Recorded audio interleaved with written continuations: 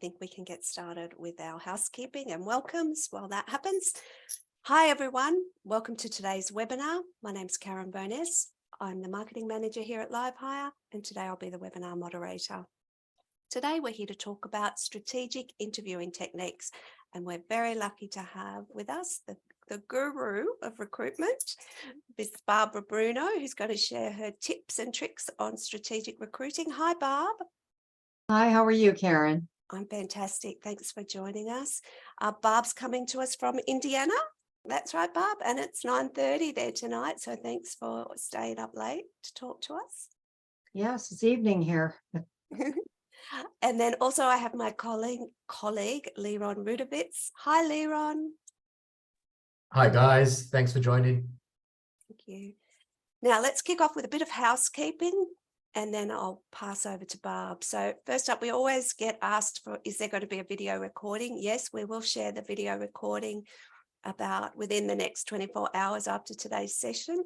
We're also going to share with you a little gift, which is an ebook that Barb prepared for us last time she presented, which is the Essential Guide to Sourcing Talent. So everyone will get a copy of that ebook in the follow-up email that I'm sending out.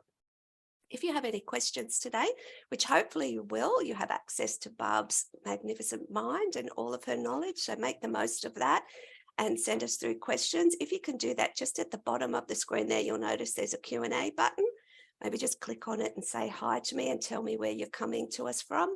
That would be great, or where you're tuning in from. That would be wonderful. Then lastly, if you're a webinar regular, we'll know we always do a survey, and that helps us to get to know what sort of content you want to hear about. If you have any suggestions for speakers or topics, please share them in that survey. And also, if you'd like to know more about LiveHire, please tick the box and we'll be in touch with you. So let's have a look at the agenda. So we've already completed our housekeeping. I'm going to pass over to Barb in a moment. And then she'll pass over to Liron, who's going to spend about 10 minutes talking to you about how LiveHire can save you time and give you more time to nurture your candidates. As I mentioned, at the end, we've got 10 minutes for live Q&A, but Barb's always happy to stay on longer. If you're short of time, feel free to jump off if we do go over with our Q&A. That's no problem at all. So I'll stop sharing. I'm really excited to be able to welcome today Miss Barb Bruno. But as I mentioned, Barb's based in North America. She's an internationally recognized expert in recruiting and talent acquisition, and an award-winning entrepreneur, speaker, author, and LinkedIn learning instructor. She has been the #1 rated speaker at many national, state, and corporate conferences in the US and abroad. She's always our most popular speaker that we have. So welcome, Barb. No pressure, right? Well, I love training for LiveHire, and the reason I like training for LiveHire is because I do what you do for a living, and timing is always our greatest enemy.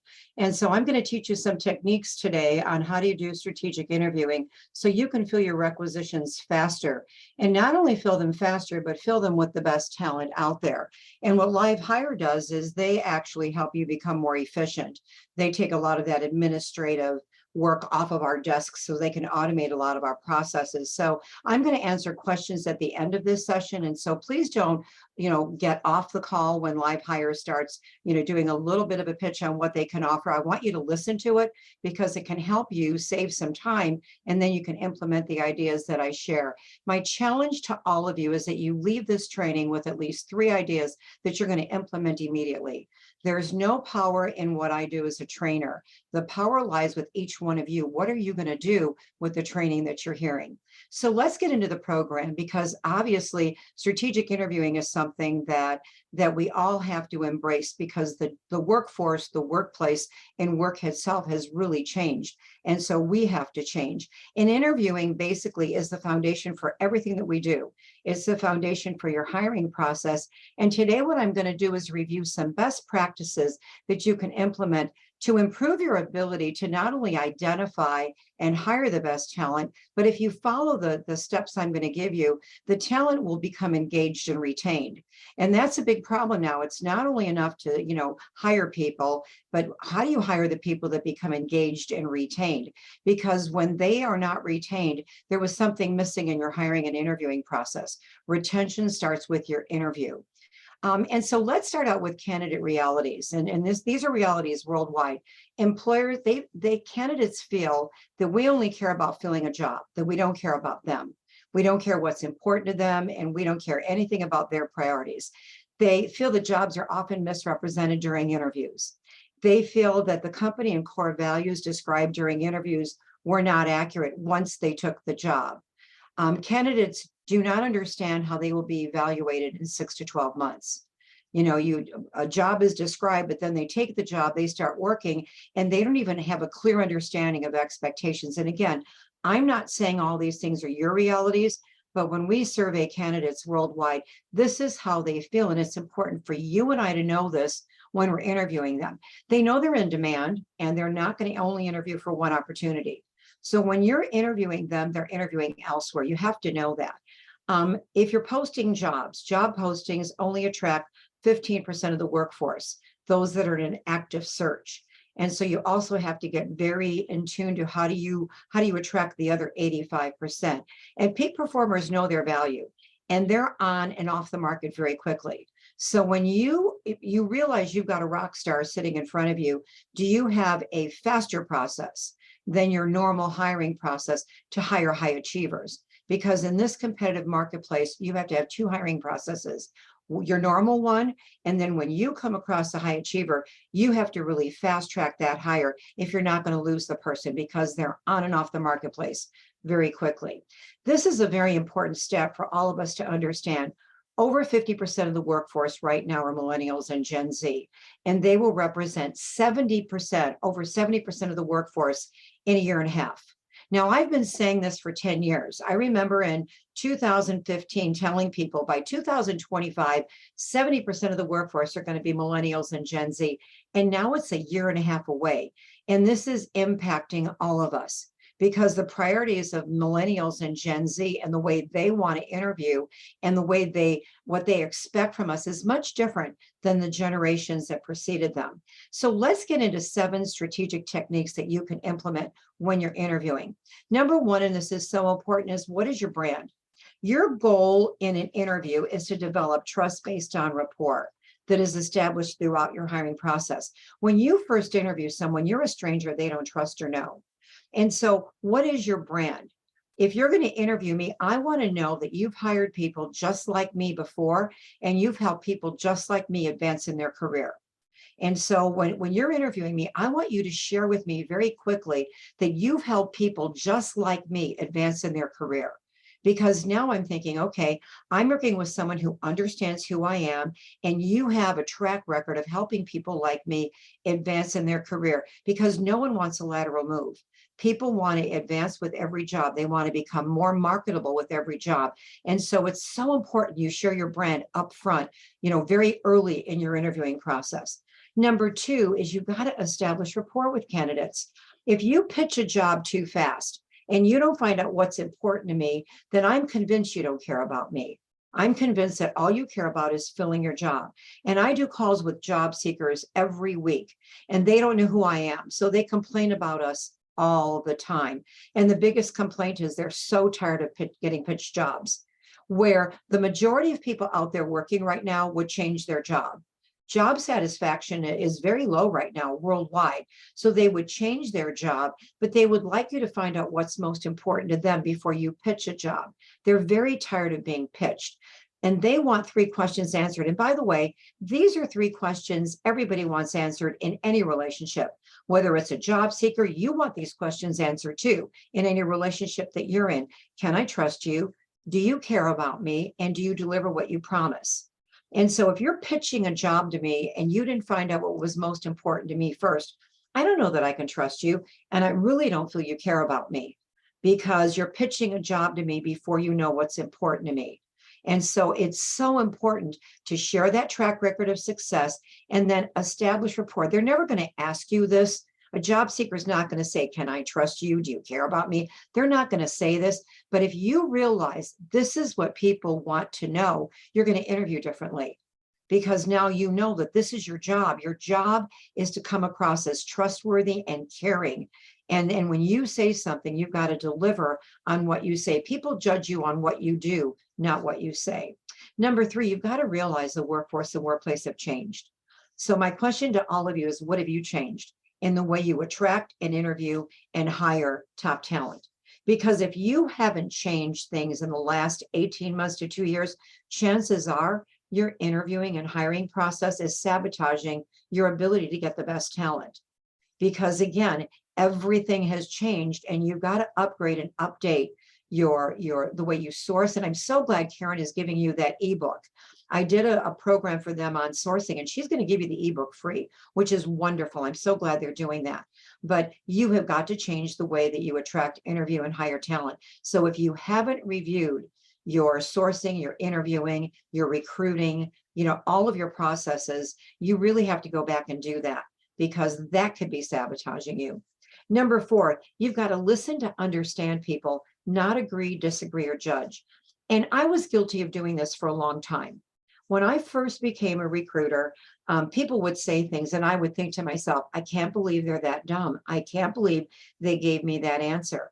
Like how, and I was judging them.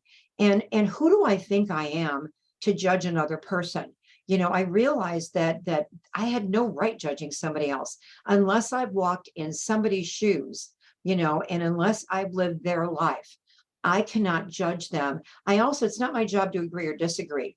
What your job and what my job is during an interview is to put ourselves in the shoes of the people that we're interviewing, see the world through their eyes, understand what's most important to them, understand what they see themselves doing next. Because if you start out by pitching a job, they might, okay, well, that's the job, maybe I'll take it, but then they're not going to stay because it's not really answering what's most important to them.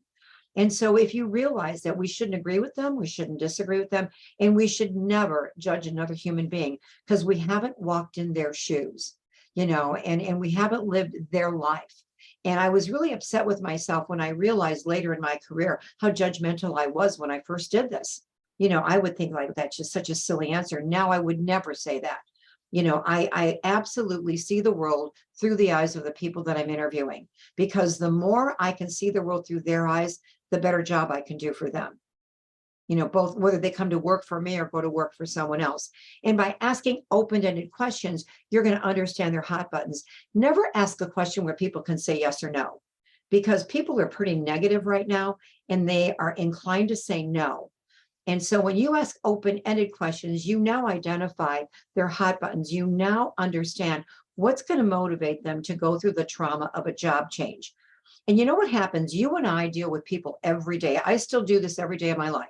I'm dealing with people, we're interviewing, we're placing people in jobs, we're hiring them. We forget how traumatic it really is. It takes people totally out of their comfort zone.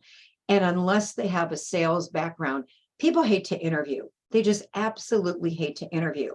And so that's why you've got to tell stories. That's why you've got to share your brand up front, make them comfortable, and again, matching is much easier when you know what's important to this person. And you may realize, okay, I thought I had the perfect hire. When I found out what this person wants to do next, we can't offer it. It's not what this job is going to offer. And you need to walk away. You've got to do what's in the best interest of the people that you represent. We have a moral obligation to do that. It's also extremely important that you pre-close during your interviews. I just did some in-house training for a very large corporation in the States. And they had they flew all of their recruiting team in, and there were like 40 people. And I was observing interviews, and all the interviews were question, answer, question, answer, question, answer. I didn't hear any pre-closing. And I didn't hear anybody in subsequent conversations ask a very important question. If you do nothing else as a result of this training, I want you to remember this question. Every time you have a subsequent question with one of your candidates, you're going to start it the same way. Has anything changed since the last time we talked? And by the way, when you're talking to your hiring authorities, you're going to do the exact same thing. because you and I assume that what happened in the intake meeting is still what's going on. And we assume that what went on in the initial interview is still this candidate's priorities, and they still feel the same way. And the truth of the matter is these are both human beings and they change all the time. That's the toughest part of your job and my job, is we have human beings on both sides of our sale, and they change their minds and they change priorities because life happens. And so every time you have a subsequent conversation, I want you to ask this question. And by the way, when people start doing this, they come back to me and say, I hate that question. And I go, why do you hate that question? And they go, because things change and now they're not going to fit the job. But wouldn't you rather know now than all of a sudden you give an offer to somebody and they turn it down because things changed? And so this prevents surprises. You and I learned that when we're in recruiting and when we're doing our job of talent acquisition, we hate surprises because they're very rarely in our favor. And also, I told you, I kept hearing people go question, answer, question, answer. Your interview should be question, answer, pre-close, question, answer, pre-close. And every time I observe a team and I'm listening to interviews, all I hear is question, answer, question, answer, question, answer. Obviously, the most important part of this is the pre-close. And this is a 3-part process. And I want to make sure that I understood what they said. If somebody says, I will only take a job that offers me a challenge, okay? What I'm going to do in my pre-close, I'm going to say, I want to make sure that I understand what you mean by the word challenge. What is your definition of the word challenge? Or I might say, are you asking me to get you a job you can grow into rather than grow out of? No, a challenge for me is I want supervision. I only want to take a job where I'm supervising other people. And so when people use adjectives, when people use words during the interview, if you're going question, answer, you're missing a tremendous amount of valuable information, because guess what? You're putting your definition on words used rather than their definition. So anytime they use the word like advancement or challenge or, any adjectives they're using at all, get their definition, and it's question, answer, pre-close. You want to make sure you understood what they said. And you know what? When I ask a person, I want to make sure I understood what you said. Are you asking me to do this? And they might say, no, I'm not. Or they might say, yes, I am. They realize you're listening to them and you care about what they're saying, and you're trying to find out what's most important to them. And that helps you develop rapport and trust. Even the people you don't hire should send you referrals of top talent if they have a good candidate experience in the interview. Strategic interviewing gives everybody a positive experience. So whether they're hired or not, they still feel very good about your company. They feel very good about you. They're going to give you referrals, and they might apply for a job in the future with you because you didn't pitch at them. You were finding out what was important to them first. You were listening to understand where they were coming from. You were putting yourself in their shoes, and you weren't judging anybody. This gives a very positive candidate experience. And I'll be honest with you, I do a call for job seekers once a week, and they don't know who I am. And the complaints that they give me, I mean, they absolutely do not feel that we care about them. We have to change that. And strategic interviewing will help you change that. Also, re-ask questions, because as trust and rapport increase, people give you more thorough answers. They don't lie to you at first, but all they tell you is what they can tell a total stranger they don't know or trust. Because most people have dealt with a recruiter or dealt with a talent acquisition professional somewhere in their background. They might have had a good experience, they might have had a bad experience, but whatever their experience was, that really does reflect how they react to you. And so when you re-ask questions, as they realize they can trust you, you care about them, they're going to get more open and more thorough, because the first interview is kind of like a first date when you're very guarded on the conversation. But once you start trusting the person, you're going to open up. And so re-ask important questions later in your process. The biggest mistake most recruiters make is the fact that you interview a person once and you base everything you do on that initial interview when they didn't trust you and there was no rapport. You have got to re-interview if you really are truly going to represent the best interest of this person. Number 6 is always focused on the what's in it for them of your candidate. I want you to imagine that every single person you interview got a tattoo on their forehead, and the tattoo is WIIFM. And so when you're talking to a candidate, realize They don't care about you. They don't care about me. They don't care about your company. They don't care about the job you have available. They don't care about your challenges. All they care about is themselves. If you have candidates that don't return your calls, they don't return your calls because they don't see how you can benefit them. You've always got to focus on what are you offering that can benefit this person. And it's interesting when you think about, the what's in it of your candidate. It's all about honesty and high ethics and addressing what's most important to them. You will attract the best talent, and they're not going to ghost. They're not going to do all the problem areas because they realize you're listening to them. You're different than most people that they're dealing with. Most people we're all under pressure to fill jobs, and I'm not downplaying that at all. You might be juggling 30 or 40 open requisitions, and you're pressured from everybody. Every hiring manager wants their job to be your top priority. But again, it doesn't do you any good to put somebody in a job and then they don't last.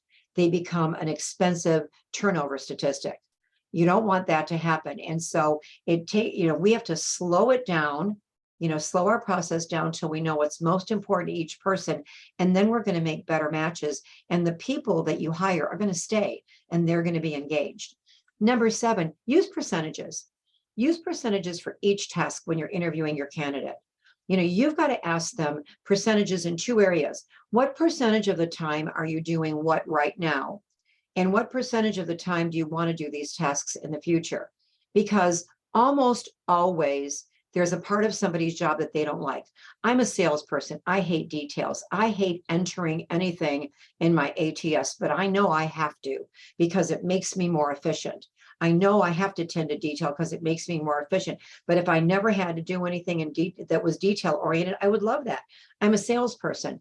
But you've got to know with each candidate, what do they like and what don't they like about their job? And when you're taking your recs from your hiring authorities during your intake sessions, break the job down into percentages. Because if you don't really understand the job. If a hiring authority gives you 5 areas of responsibility, you're going to assume each area is 20% of the job.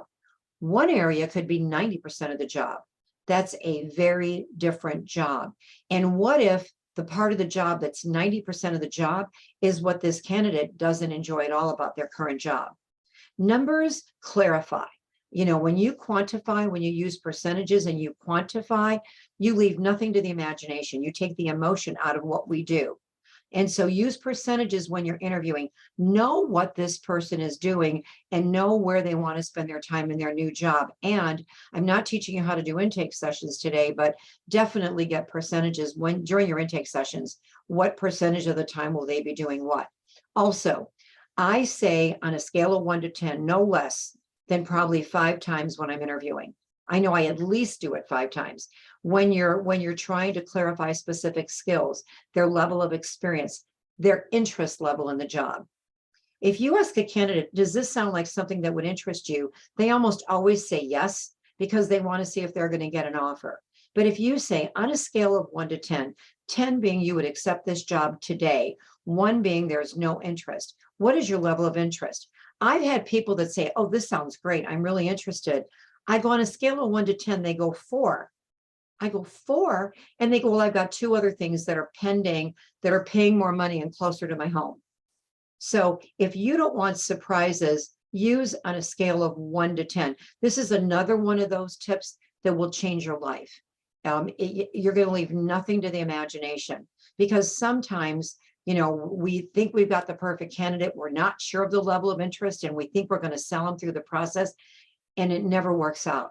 If they don't have a high level of interest, it very rarely increases, because they're probably interviewing elsewhere. Use on a scale of 1 to 10. Start using this today.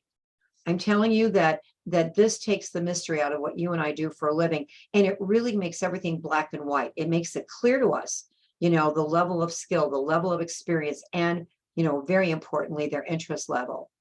Now let's talk about the impact of your company culture, core values, and performance objectives. You've got to constantly be networking to attract top talent. The greatest asset your company has are your people, but only if they're the right people. I did a session at a corporate event recently, and the whole corporate event was how people are your greatest assets. And so I did a keynote for them, and I got up and I said, well, I don't agree with that people are your greatest asset. And they just looked at me because that was the whole, the whole theme of the conference. And I said, the only people that are your assets are the right people. And it's your job and my job to find the right people. And somebody might be able to do the job, but if they don't fit in with your company culture and your core values, I'm telling you that they're not going to work out. They're not going to be a long-term employee. And I want you to understand something. The company culture that you describe on your website is not necessarily the company culture that people experience when they come to work for you. Your culture can be different department to department. The accounting department has a much different culture than the sales department does, and so you've really got to identify what is this person going to experience when they come to work for you. If the core values of your company don't align with the core values of the candidate, they're not going to become engaged and they're not going to be retained. Then they become one of those expensive turnover statistics. And too often, there's a very vast difference between the list of credentials that your hiring authorities give you and then how someone's going to be evaluated. We started asking for performance objectives 7 years ago, and it changed. It changed everything for us. Because what I realized was our hiring authority would give us this laundry list of skill sets, and we could find a candidate that had 7 out of 10, and they wouldn't interview them because they didn't have all 10. Then I realized, wait a minute, candidates don't want to do what they're currently doing at their next job. They want their next job to be a little bit of a stretch, okay? And how much of the time are they going to really use these skill sets? So then we started asking our hiring managers, would you give me 5 performance objectives? And sometimes they didn't even, what do you mean? I want to know how you're going to evaluate my candidate in 6 months to a year, because I want you to come back to me and say, that's the best hire I ever did. You did such a great job. That candidate is outstanding. And so I just want to know how you're going to evaluate this person in 6 months to a year. And you know what you're going to find out? You're going to look at how they're going to evaluate the person, and you're going to realize that laundry list of skill sets that they give you doesn't match up. They're asking for things they're not even evaluating a person on, and they're not asking for things that this person would have to have if they were going to get a good, strong evaluation. So if you're not asking for performance objectives, this is another thing. I've given you 2 or 3 other things. This is another thing that is extremely critical, is if you're not asking for performance objectives, start asking for them right now. The next time you write a requisition, and you're almost going to find it funny, and this might happen, where your hiring authority goes, I don't know how I'm going to evaluate them in 6 months. Well, I don't want this person, I don't only want to find you a person, I want them to become engaged and retained. And in order for me to do that for you, I need to know how they're going to be evaluated. When you've got that, give it to me. And what we do is we share that with our candidates. And let me tell you why. Because sometimes it really gets them more excited about the job. And sometimes they go, I don't want to be evaluated on that. Why would they evaluate me on that? And now you realize that person is going to turn over. Because what's important to your hiring authority and how they're going to be evaluated is not what this person wants. And so performance objectives, again, help us fine tune it during the interviewing process. And you're going to share those performance objectives after your interview so that in fact, you've got a match. Now let's talk about the 10 most revealing interviewing questions. And I would strongly suggest that the following 10 questions are mandatory in every interview. And I'm also going to explain what their answers to these questions reveal. I don't just want to tell you to ask a question. I want to tell you what it's going to reveal. And again, you're hiring for different level jobs. And so maybe you're not going to use all 10, but when you see what they reveal, you're going to see why I strongly suggest that you use these. Number 1, what are your 5 major accomplishments? This information reveals how they were better, how they sell themselves during the interview, and what did they do? What are they noted for at past employers? What did they do better, faster? Did they ever save a company money? If people don't know, what their accomplishments are, and you need someone who's going to achieve things, this really is very revealing. And it gives you a good indication that what they accomplished at a past job is pretty much what they can accomplish for you as well in a similar position or their next step. So it's important that you realize that, that they do have accomplishments. And again, when you ask 5 major accomplishments, you want them to sell themselves when they're in front of your hiring authorities. And if they don't know their accomplishments, this is something you can coach them on during your interview, so they interview well with your hiring authorities. Number 2, if you want to know why someone's talking to you, you have to ask this question. If you ask people, why did you leave your job, or why are you thinking about leaving your job? They'll give you the same 12 answers. I've been doing this over 25 years, and it's the same 12 answers. And they, lack of advancement. I want more money. I want more responsibility, lack of communication. There's no challenge. The same answers, okay? But if you ask them the 5 things you change at your current job, if you were your boss, now you know why they're leaving. There's something going on at their current company that they have no control over. They can't resolve it. And if they get a counteroffer, guess what? This isn't resolved. That's why you have to know this, because a counteroffer is their next promotion and their next raise. It doesn't resolve what they can't change at their current job. If you ask them, what are the 5 things you change at your job, and they only say money and advancement, they're using you to get a counteroffer. And so you got to realize this person is not going to take your job. They're using you to get a raise. Number 3, what are the most important issues for you to make a change? And what was there for you to make a past change? People are creatures of habit, and the most important thing to say, you want to be consistent. And, again, what is going to entice them to accept a new job offer? And it helps you sell against counteroffers. You've got to know what's most important to them. And you've got to share this with your hiring authorities. It always surprises me that you're probably all very good at interviewing, but what are you sharing about that interview with your hiring manager?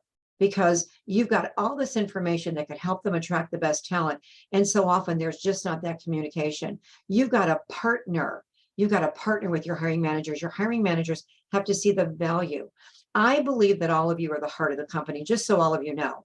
You are what makes your company work. You are the heart and soul of your company. Without you, your company doesn't exist. Because without talent acquisition people and HR people and in-house recruiters, if you don't attract the best talent, your company doesn't hit their goals. You're the one that is supplying them with their greatest assets, those right people that can do the job. And so you've got to partner more. And you've got to share what you're learning by asking these questions with your hiring managers so they interview better, so they attract that talent. You don't want somebody great to be screened out because they don't like how they were interviewed. What are your greatest strengths and what are your greatest weaknesses? This reveals, again, you have to see if they know their strengths. And again, sometimes when they answer weaknesses, that really can eliminate them. So in addition to asking about their greatest weaknesses, you want to ask, what have you done to improve them? Now, you've got to keep your core values and your company culture in mind when you're asking about weaknesses, because many weaknesses are soft skills, which will impact whether this person fits in with your company, your core values, and the coworkers. And so when you've got to listen very carefully when they're giving their weaknesses, because so often weaknesses are soft skills, and that's what really impacts their ability to fit in. And if they don't fit in with your culture and your core values, it's not going to work for you or them. The 5th question is, why should we hire you over someone else? It's good for potential hires to realize that there is competition. You don't want somebody to think that they're the only person you're interviewing. Their answer reviews if they understand the details of the opportunity. Because if I say, why should I hire you over someone else? I really do find out if you understand the job or not. Because, depending on your answer, I have a pretty good idea if you really understand the job that we have at hand, and that's why I should hire you over someone else. This is a funny question, and you might think this is kind of a silly question to ask, but what words describe you best? It's so important for you to do that, because, and don't your hiring managers sometimes say, describe the person? And whenever a hiring manager asks me to describe somebody, this is how I answer them. I go, the candidate described themselves as this. The references I checked describe them as this, and this is how I would describe them. Because they know themselves better than you do. A person they work for knows them better than you do. And then I'm going to give my opinion. It's impossible to accurately describe someone that you've just spent time interviewing them. Someone, again, who they worked for can provide much greater insight. So whenever you're asked to describe your candidate, use words. And by the way, we've had very good candidates say, I can be really moody. Or, I just need a mental health day often because I just don't like pressure, and it's amazing the things that are uncovered just by asking this simple question that aren't uncovered in normal interviews. And that's why I think this question is so critical. Number 7, what company culture do you prefer? And again, they might have read your website. They might try to make them fit into the company culture that they think you have. But now you've got to ask yourself if the culture they describe aligns with your real company culture. If your company culture is very empowering and collaborative, that would eliminate a person who wants to work on their own and doesn't like to collaborate, wants to just be in a cubicle and doing their job. So the company culture is extremely important to millennials and Gen Z, and they're going to be over 70% of the workforce in a year and a half. And so, again, the company culture can make or break whether a person becomes engaged and retained. Number 8, what is your time frame to make a career move? Timing is everything on what you and I do. Timing is everything. That's why when I'm done, I want you to spend time. I want you to stay on the phone when I'm done. Listen to what LiveHire has to say, okay? Because afterwards, I will stay on as long as you've got questions. And you can ask me questions about anything you want. It doesn't have to be about only what I'm training on today. I will stay on this phone, on this call, as long as you have questions for me. But timing is everything. And if the time frame of a candidate doesn't match with your timing of your hiring process, you can lose people.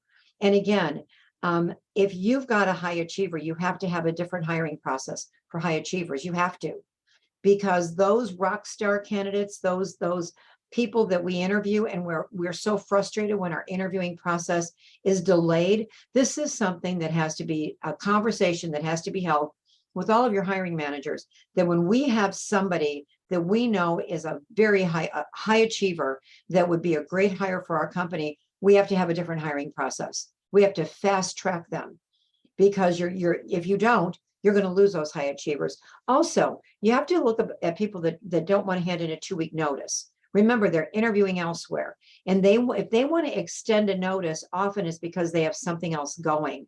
And so you've got to be very weary of people that want to hand in longer than a 2-week notice, unless it's like a relocation or it's a very high level executive. Question number 9, where have you interviewed and where have you received offers and turned them down? You've got to ask that, because you might have a job that is very similar to an offer they turned down. Here, you think you've got the perfect job, and then you realize by this question that they're going to turn your job down too, because they just turned another job very similar down. So you've got to ask these questions. You've got to know what else they have going. Your time is too valuable to waste on someone who's not going to take a job. And lastly, is there anything about you that you would like to share with me that I've not addressed? I consider myself a great interviewer. I've interviewed most of my life, and I think I'm a great interviewer. And I always get phenomenal information when I ask this question.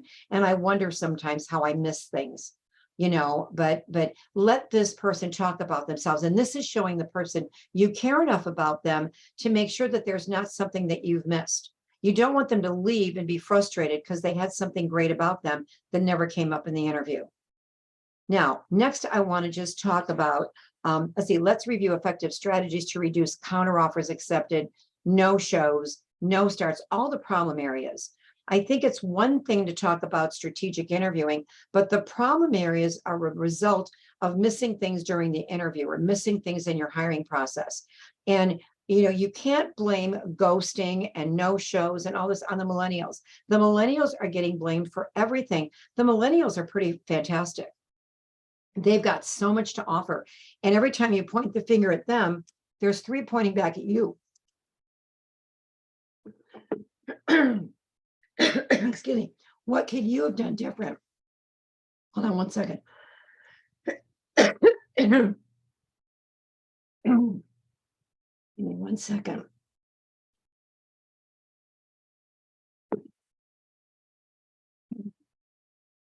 This is what happens when you talk for 10 hours or 12 hours a day.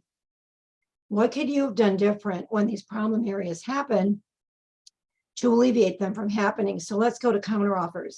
There's nothing more devastating, but there are solutions to reduce them, okay? Solution number 1 is ask them, if you were your boss, what are the 5 changes you'd make? That really does give you what really is making them talk to you. And all you have to do is remind them of those 5 things if they get a counteroffer. Also, what I ask them is, will you take a counteroffer? You've got to ask everybody you interview if they would take a counteroffer, because some people say, yes, I would take a counteroffer. Don't waste your time with that person. Many of them say, I would never take a counteroffer. So what I say to people is, why wouldn't you? And I write down every word they said. No matter what they say, why they won't take a counteroffer, I'm going to write down every word they say. And I'm going to tell them, by the way, when you get a counteroffer, I'm going to read your words back to you because it's going to be your next raise, your next promotion, and you're going to be complimented by it. And so when you get that counteroffer, I'm going to read your words back to them. There is nothing more powerful that you could do when somebody gets a counteroffer than to read their words back to them because it brings them back to the interview. And now they remember those things they changed if they were their boss. Now they realize that money and their next promotion doesn't solve why they were looking for a job in the first place. Let's talk about no-shows. When your candidate no-shows, you've wasted your time and your hiring manager's time. And most no-shows are the result of your candidate not seeing the what's in it for me, for them, or they don't feel the opportunity that you presented matches what's most important to them. This happens when you pitch a job too early, when you don't find out what's important to them first. That's when the no-shows happen. It's not the bad behavior of millennials. You pitched too quick. You didn't find out what was important. So don't pitch a specific job until you decide, until you determine what's most important to them. Conduct a general interview. Uncover their hot buttons, uncover their priorities. And then once you do a general interview, asking every candidate the same questions, then once you've got their answers, now in your own head, you know what job will fit them. And sometimes you recruited them for one job, and after talking to them and doing a general interview, you realize they fit another job you have better than the job you originally had in mind. No-show solution number 2 is inform your candidates before the no-show that you need to confirm all interviews, and you're only sending in your top 3 people. So what I say to candidates when we're setting up interviews is I only want to set up interviews for the individuals that I feel have the highest level of interest and really could do the job. Because when you tell candidates that, sometimes they realize they don't have that high of a level of interest. And when you tell them you've only picked 3 and they're one of them, often they will be honest with you and say, you know what, I've got something else going. If you're only sending in 3, don't send me in. And it's hard when they do this because we're trying to fill jobs, but they weren't going to take the job anyway. And so that also solves no-shows. What about no starts? This is painful. When you think somebody's starting on a job, I think we all hate that call more than anything. Where's my candidate? It's usually the result of candidates being lured back by their current employer. Sometimes they don't hand in notice, or they continue interviewing after they've accepted your offer and they accept a better offer. And I know this sounds like bad behavior, but candidates are doing this now. They will accept your offer and they'll still keep interviewing. They keep interviewing. If you don't know what's most important to them, they will keep interviewing after they've started with you. And sometimes people work for 30 days, they walk off the job at lunch and they never come back and never tell anybody why they left. And so again, we keep blaming the candidates. We've got to interview more thoroughly. So solution number 1 is consistently communicate throughout the 2-week notice so you're not blindsided by someone not showing up on the first day. You've got to talk to them the night before they start. You've got to send them swag, take them out to lunch, have them sign tax forms, fill out benefit paperwork, show your excitement about their employment as they begin to align with your company. You've got to start aligning them right after they accept a job. You don't want to start, thinking that you're going to align them through onboarding. You've got to make sure that they start. And so you want to definitely communicate and have them align and have them come in, have one of their coworkers take them out to lunch, have their manager take them out to lunch before they start. Start aligning them to your company. Lastly, let's talk about offer turndowns, because throughout your recruiting and interviewing and hiring process, you got to pre-close. The pre-close prevents offer turndowns. When you obtain an offer, you want to know that they're going to accept an offer without hesitation, not that you're going to be devastated because they turn the offer down. And again, you have got to, basically have your hiring authorities sell the company, sell the opportunity, listen twice as much as they talk, sell advancement, share the retention statistic, and keep the interviewing process moving. So you have to prep your hiring authorities on how to interview, because your hiring managers have not changed the way they interviewed in years. And even though you do a great job, you might do a great job of sourcing and recruiting and interviewing. and then they get in an interview with your hiring manager, and all of a sudden everything falls apart. And then the finger is pointed at you. And so when I'm saying partner with your hiring managers, this is very important that they realize that these six areas are things that they have to do different if in fact you don't want offers turned down. This is a solution. You've got to align your hiring managers. You've got to align your hiring managers. Offer turn down solution 2 is re-interview your candidate. The answers you receive in that initial interview were guarded. When you re-interview candidates and when you're closing them, if I get you an offer of this amount of money and a starting date of 2 weeks, is this an offer you would accept without hesitation? And if they say anything but yes, you've got to go back and find out what's not working. You can't be afraid to pre-close on money and start date. That is critical. That's where you make your money. If you implement the ideas I shared, and I know I threw a lot at you, and that's just my personality, I don't know what idea is going to help each one of you. We have, 700 and some odd people on this phone, and I try to give you as much as I can, but what LiveHire does is they record this. And I'm telling you, if you implement any of the ideas shared, you're not only going to dramatically reduce problem areas, you're going to fill your requisitions faster. And not only are you going to fill them faster, you're going to fill them faster and with the best talent. And so it's not just going to be, the first person that applied for the job. You're going to know your job fits what they want to do next. And so now I'm going to turn the lines over, rather, I keep calling this a phone. I'm going to turn this over to an individual from LiveHire. And I do want to say to all of you, we talked about timing. LiveHire can put hours back in your day so you can implement some of these ideas. I know when I was talking, you're probably saying, I don't have time for this. I'm telling you, you don't have time not to do these things. And if you listen to, Liron, he's going to give you some information that's going to show you how to put timing back in your day by being more efficient. So I'm going to stop sharing my screen right now and turn it over to Liron.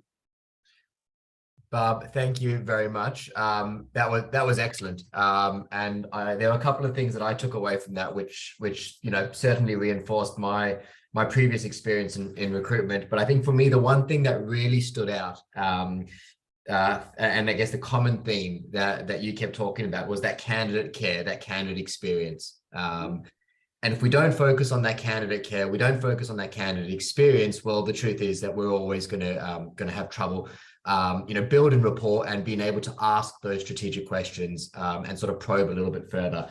The other thing, which actually I found really interesting, and maybe now that I'm on the sales side, caught my attention, was that always that constant pre-closing. And I think to your point, there's nothing more frustrating than a candidate getting through the process and then, rejecting an offer or being counter-offered for something that you might have been able to solve or flag before. So I think it's a thing that we're often scared about doing.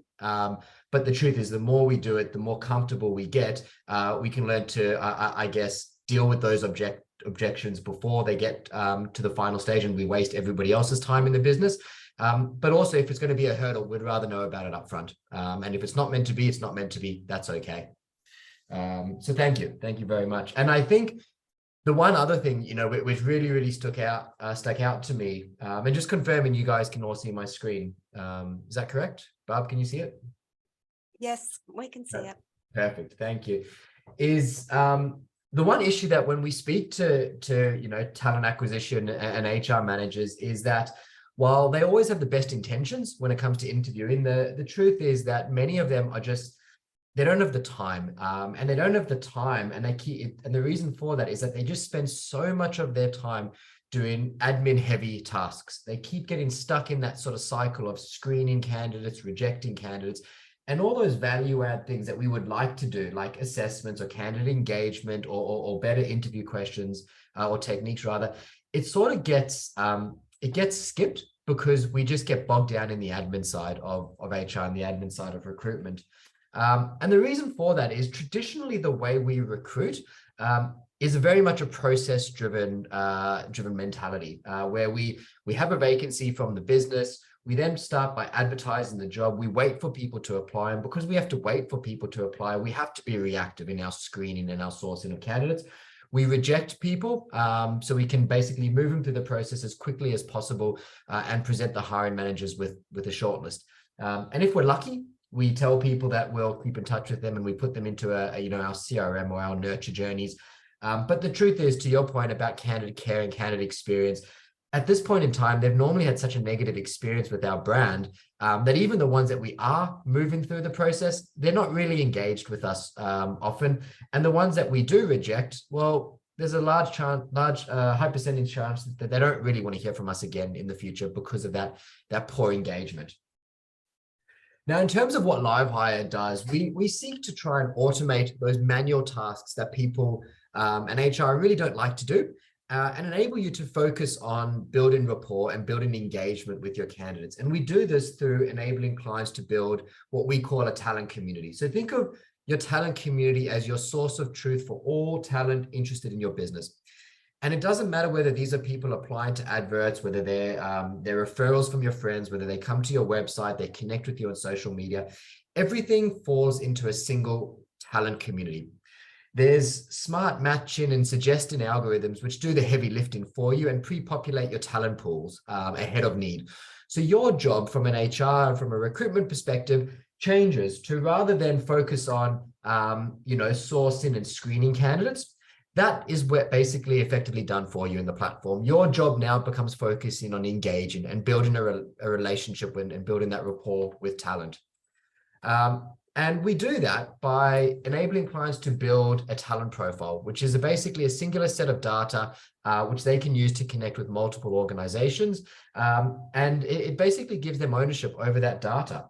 It's in a unified, easy to read format. So your hiring managers or your recruitment team know exactly where to look on a candidate profile to find the information that they need, rather than trying to decipher, a different CV, and we all know CVs can be presented in multiple formats. As I mentioned before, the system does the heavy lifting and it curates your talent pools ahead of need. It visualizes and makes them really easy to see. You can share these with your hiring managers and your line managers, and it also encourages proactive recruitment. And I think the key thing, for LiveHire, where we talk about, is giving you time back in your day to focus on those value add things, and the engagement piece that we want to do. And we actually did a time in motion study where we compared LiveHire with other ATSs. And what we actually found is that the real value for clients is in reducing those manual tasks sort of in between the sourcing and the screening stage. You can see over here, the LiveHire curve is a lot shorter. And the reason for that is that's a massive time saving. We found that if you engage candidates in a way that actually is humanized and builds rapport and makes it easy to connect, we find that once you come to the interview process, that's where you can sort of give your time back to your candidates. And it sort of is a like for like. But the real value is in that sourcing and that screening stage. If we can give you time back in your day to focus on higher value tasks, it enables you to become more strategic and ask better questions when it comes to interviewing.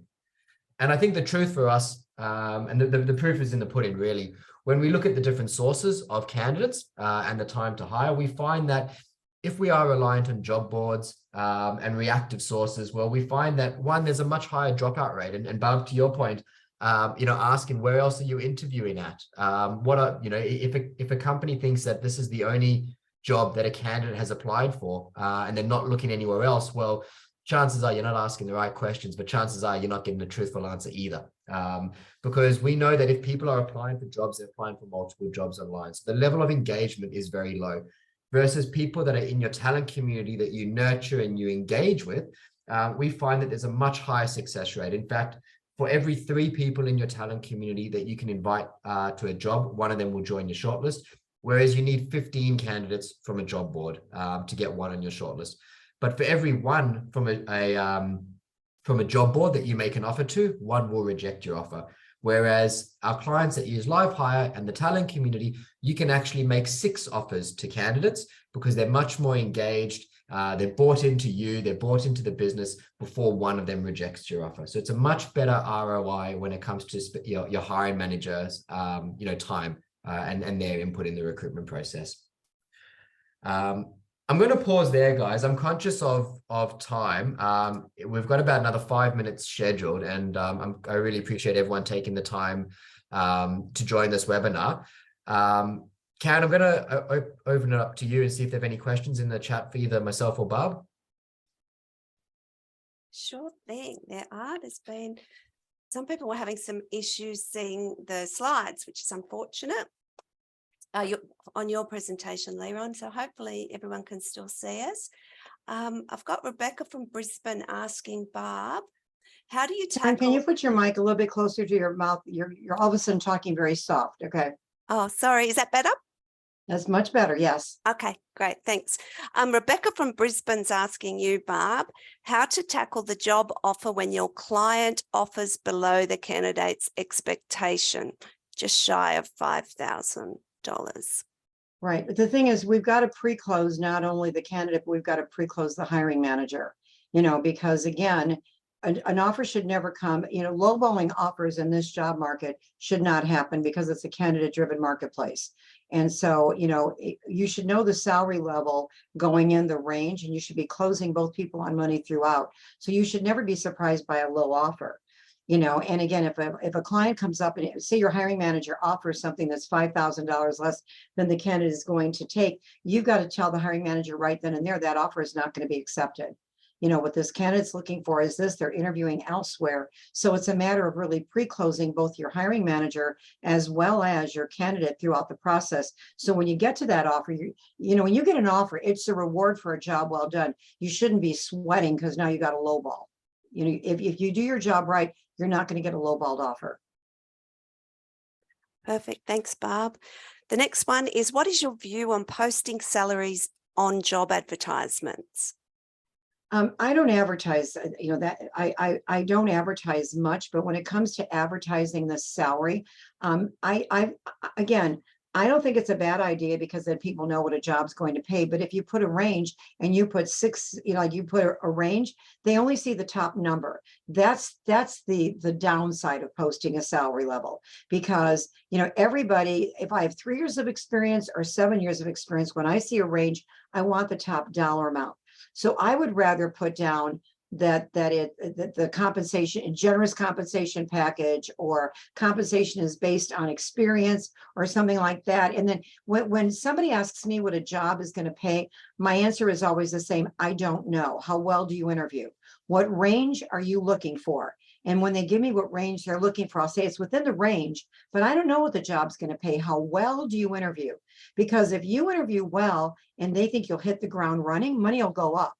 If during the interview they feel you're going to need training, you don't interview that well, money comes down. So if they ever get lowballed, they blame themselves that they didn't interview well. They don't come back to me angry that they got lowballed. So whenever anybody asks what's a job going to pay, that's why I don't like to put money on a job.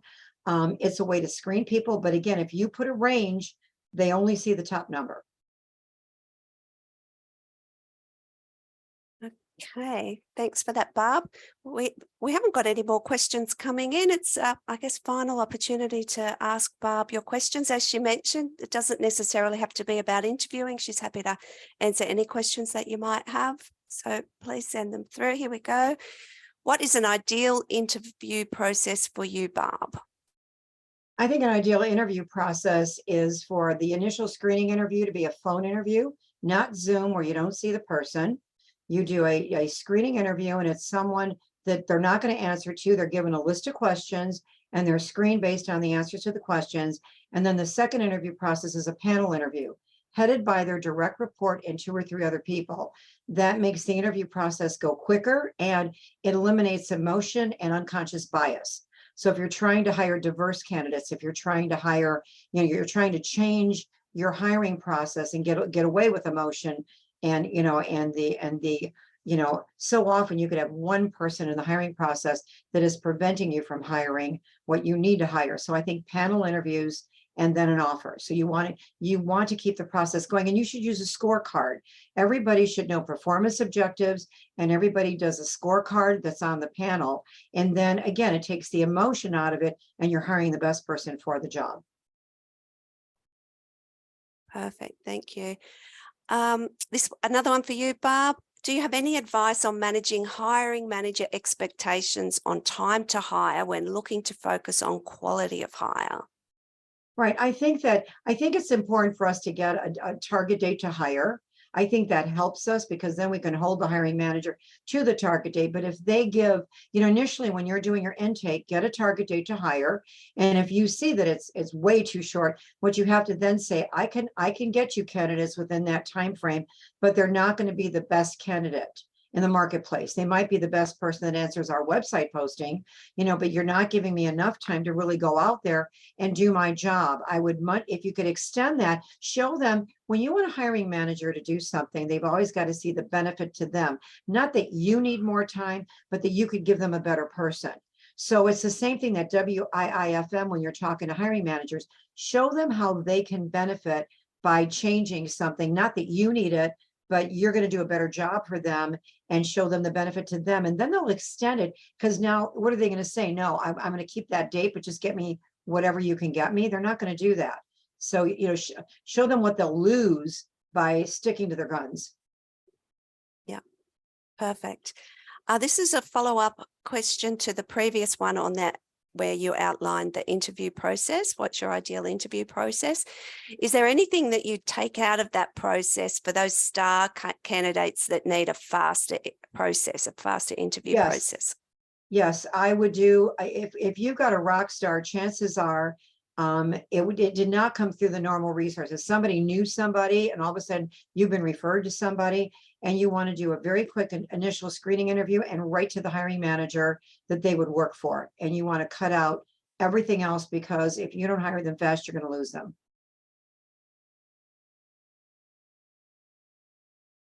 Okay. What is your view on in-person interviews versus interviews online or on Zoom? Well, when you look at this, it's fine to do interviews like this. I mean, you can't really see body language, like for me, you can see like from this part up, you can't see real body language. So in person, you do learn certain things, but, people are hiring remote individuals. You can hire somebody in a different country for a remote job. It cuts down on timing and it cuts down on the length of the interviewing process, and you can get high achievers quicker. Now, if it's an in-person, if it's somebody who lives in the same town and it's possible to take them to dinner at a higher level, you might do that. But there's nothing wrong with doing interviews online. But when you're interviewing people online, you can't ask them to do a Zoom interview and then they can't get on the Zoom call, or there's no audio, or there's so much that goes wrong. So you've got to test whatever software you're using if you're going to use Zoom, and you've got to have everybody on the same page. But you could do a panel Zoom interview, this way, the same way you could do it in person. Perfect. Thanks, Barb. This is a good one, I think very topical at the moment. How would you deal with an applicant preferring a work from home role over an office role that you're offering?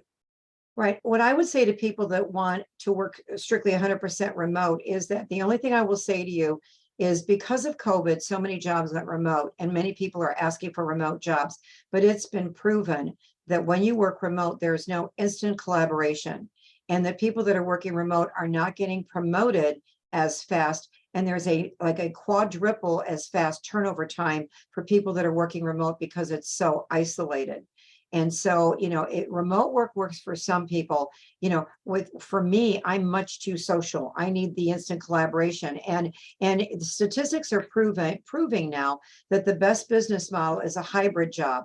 If you really want to advance in your career, you want the benefit of instant collaboration. Would you look at something that's more hybrid?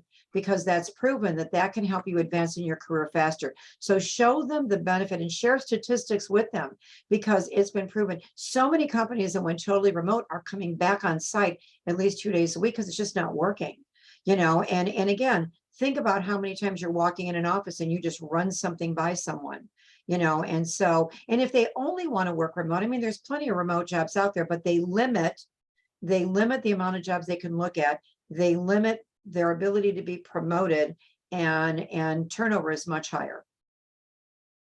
That's interesting.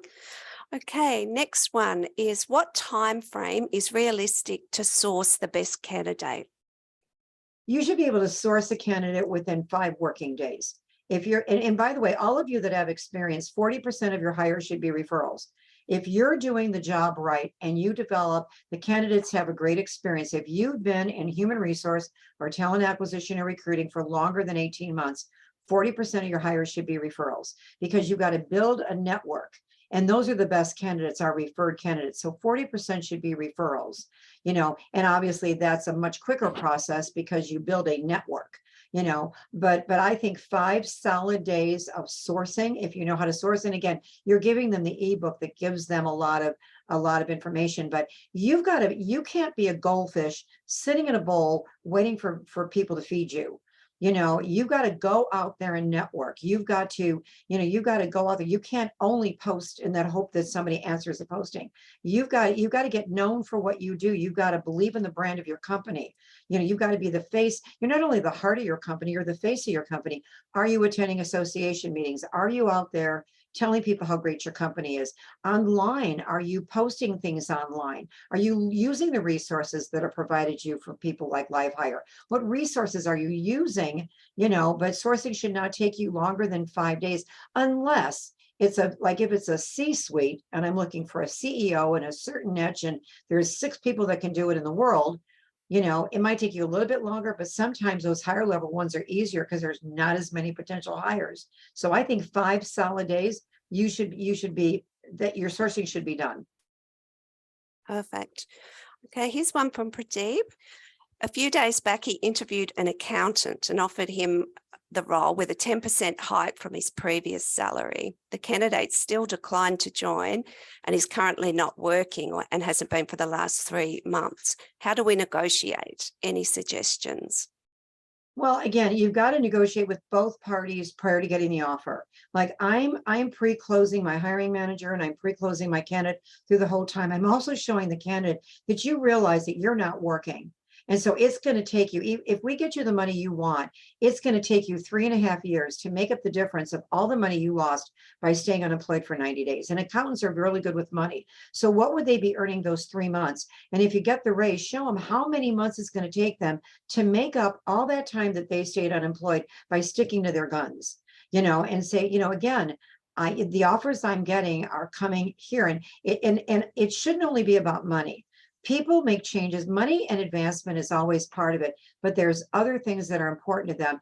And if you pitched a job too quick, you don't know those things.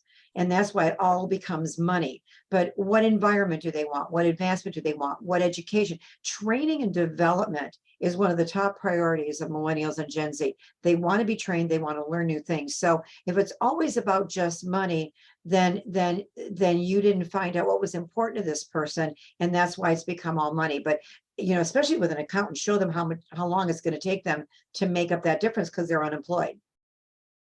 Yes, perfect answer. Thanks, Barb. What are the best questions to ask hiring managers when taking a brief for a role? That's a whole training session in itself. I mean, I believe there's like 17 areas you should be covering when you're doing that intake meeting. I think that there's preparation you have to do before the intake meeting. You need to get a copy of the rec before you go there. You got to ask for a copy of the people that were in, what's the resume of the person that was in the job. I mean, there's so much you have to do beforehand. Then during the meeting, you've got to become a partner with them. And then afterwards, you give them a summary of what you understood you're looking for. You're getting the performance objectives. So it's if you do some of the things I said, like if you get a time frame to hire, and sometimes ask them, what companies would you prefer to hire from? Which companies do you not want to hire from? Sometimes you go out there and source candidates and they don't like a company, they're not going to hire somebody from certain companies. So you got to fine tune the questions, but you can't shortchange the intake session. Maybe that's a training session we need to do, Karen, down the road, is how do you do a proper intake session? Because that's your GPS. And what happens is too often hiring managers throw a rec at you. They hardly meet with you. You're not partnering with them. They almost down to HR. No, up to HR. HR is your heart, and again, you're on the same level, and the intake meeting is everything. But I think for key things, get the performance objectives, know how they're going to be evaluated, get the mandatory skill sets, and then get that relationship going. Let them know the importance, because you've got to set up the feedback. And you've got them telling you it's not a fit does nothing for you. Like, they've got to realize when you send somebody and they go, it's not a fit, you can't fine tune your search. Again, during the intake session, you're showing them how the questions you're asking benefit them if they answer them. So again, it's the same thing I've been saying all along. Always show other people how you benefit them by talking to you. And I have a feeling there's a chapter in that ebook about partnering with hiring managers. So you'll also get a copy of that. But yes, I've made a note. Our next training session with Barb will be on hiring manager intake. I think that's a really good topic. Right. And also people that are on the line, connect with me on LinkedIn, because every so often I release courses or I release information. So follow me on LinkedIn, and all I do is train on LinkedIn. So you'll get free training a couple times a week from me if you just connect with me on LinkedIn. That'll help you. Perfect. Okay. Another question. On occasion, hiring managers decline candidates without providing a valid reason, despite repeated requests for more detailed feedback. What do you say is rejection to the candidate in this situation? Well, I'm going to go to the hiring authority, and if they just say there's no, what I'm going to say to the hiring authority is my hands are tied behind my back. I don't know. I don't want to waste your time. Obviously, I just wasted your time. What did I miss? So act like you missed something, not that they didn't give you information. What did I miss? You know, I missed something here. What was it? When I'm looking at the job and I'm looking at the candidate, I don't know what I missed. Can you please help me? And so if you word it that way, they'll be more inclined to tell you what you missed. And now you have your feedback that you can give the candidate. And now you can fine tune your search. So it's the way, so often it's the way we word things. And it's how we make the other person, people don't remember what you say, but they remember how you made them feel. If you made them feel like, well, you've got to give me feedback, and I'm telling you, I don't have time. But if you say, I don't want to waste your time. What did I miss? They're going to give you feedback. It's how you word it. Perfect. Okay, last one. And this is questions from an agency recruiter, I think. They're Okay. saying, from a business development process, what is the best way to approach a client? What would you say? If I'm calling someone new, I'm going to target companies I want to do business with. I'm going to know everything about them. I'm going to set up Google alerts so I know everything about the person I'm calling, everything about the company. Before I ever make a contact, I'm going to know why I want to do business with them. And then I'm going to watch their website postings. I'm going to look at the kind of jobs that they're, I'm going to know everything about them. So when I call in, and then I'm going to try to interview people that used to work there to get some inside information on why I want to work at this company. Then I'm going to call them and merely say, I'm never going to call them when they post a job board ad, because they hate to hear from third-party recruiters when they run a job board ad. They've already spent a lot of money. They don't want to get bombarded by recruiters. I'm going to call a company and just say, I've targeted you as somebody I want to do business with. I represent the best talent in this area. I know you've got needs in this area. What steps do I need to take to become a backup to the current resources you use to find top talent? And I'm going to share my track record where I'm helping their competitors find that kind of talent. So I'm never going to make a cold call. I'm going to be very informed. I'm going to tell them I targeted them as somebody I want to do business with. Perfect. Great answer. Thank you, Barb. Well, that looks like it. Thank you, everyone, for joining us. Thank you, Barb, for sharing your expertise with us. We really appreciate it. Thank you, Leron, for your time. No And worries. what I want to Thank you say to everyone for everybody joining. on this line, if you're a recruiter and you're not a decision maker, you're not the HR manager, you're not the talent acquisition manager, but you've liked this training was provided you from LiveHire because they do this for their clients all the time, okay?